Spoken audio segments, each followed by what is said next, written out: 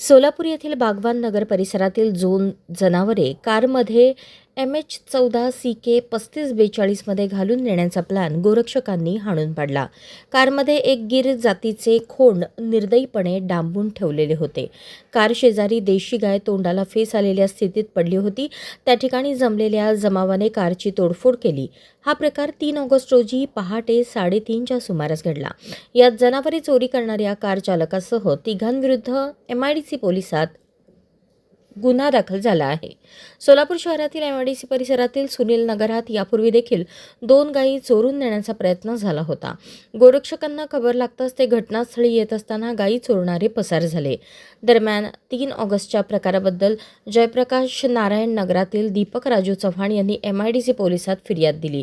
त्यांचा बागवान नगर परिसरात रोडलगत गायीचा गोठा असल्याचे त्यांनी पोलिसांना सांगितले। त्यांचे गिर जातीचे एक खोंड या चोरट्यांनी चोरून नेण्याचा प्रयत्न केल्याचे फिर्यादीत नमूद आहे।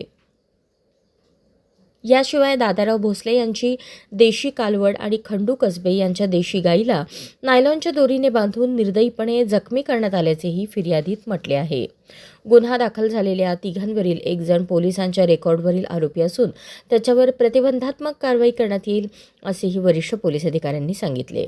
बागवान नगरात कारमध्ये कोंबून गोवंशांची चोरी करणाऱ्यांवर गुन्हा दाखल झाला असून पोलिसांनी कार जप्त केली आहे। दरम्यान या कारमध्ये औषधांच्या लेबल नसलेल्या 2 बाटल्या होत्या।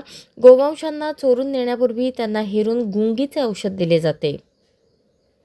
त्यांना गुंगी चढल्यानंतर दोरीने निर्दयीपणे बांधून वाहनातून चोरून नेले जाते असा संशय गोरक्षकांना आहे।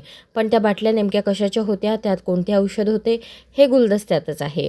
तसेच जी जनावरे चोरून नेली जात होती त्यांच्या कानाला कोणताही टॅग नव्हता हे विशेष।